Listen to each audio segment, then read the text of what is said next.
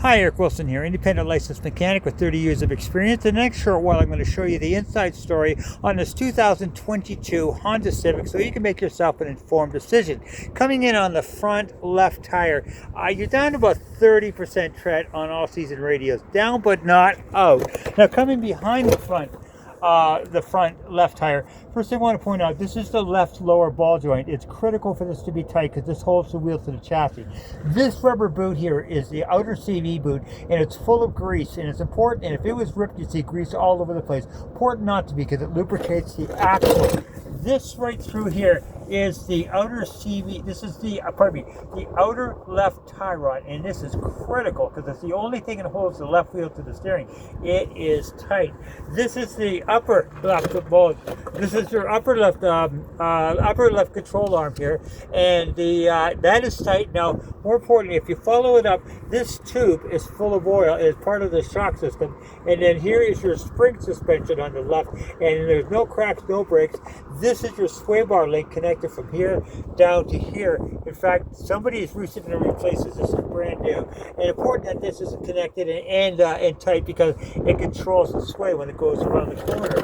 Now on your brakes, on your front brakes, you've got brand new brakes, so you got like 50,000 K on your brakes there. So on the front left, brake-wise, suspension-wise, I'm not seeing anything of any concern. Tire down a little bit, but other than that, no concern so far. Another shot of the front left spring suspension, good and tight and good and dry. Now on the left rear tire, you're down to about 30% as well. You're down, but you're not out on your left rear tire. Now your left rear shock, again, full of oil. If it was leaking, you see it right here, good and dry. Left rear spring suspension intact. Your brakes, you've got about 20,000 K left on the rear brakes. Down a bit, but definitely not out. Your sway bar link connected from here to here, and this is important, controls the sway when you go around the corner. Other than that, and I'm not seeing any real surface rust. Well, it's only 22, so it's a recent vehicle, but very clean as far as I can see. Now on your right front tire, down to about 30% tread, all season radios. The right front spring suspension intact, doing its job. Again, very dry, brand new sway bar link connected down from there down to there. Your lower ball joint is tight. Your brakes are brand new on the front here. Your outer CV boot, good and dry. Your sway bar, your outer tie rod, most important part on the right side, that is tight as well. Sway bar link connected from here up to there. I am not seeing any indication of leak. Now this is the cover at the bottom of the motor, and you see for yourself, good and dry. You would definitely see leakage on, you see stain and oil stain here, and I don't see any indication of leak here at all. So brake-wise, leak-wise, suspension-wise, I'm not seeing anything of any issue so far. Okay, on the right rear tire, they're down to about 30%, down but not out. The right rear shock, follow it up, good and dry. Right rear spring suspension intact, doing its job. Right rear sway bar link intact, doing its job.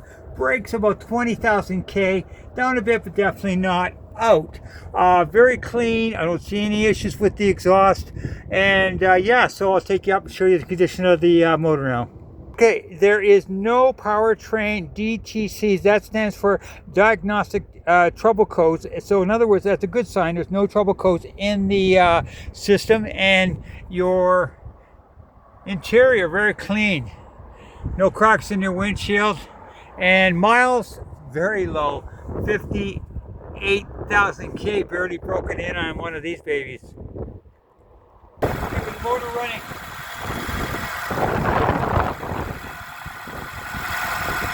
Shot of the exhaust with the motor running. Very, very clean.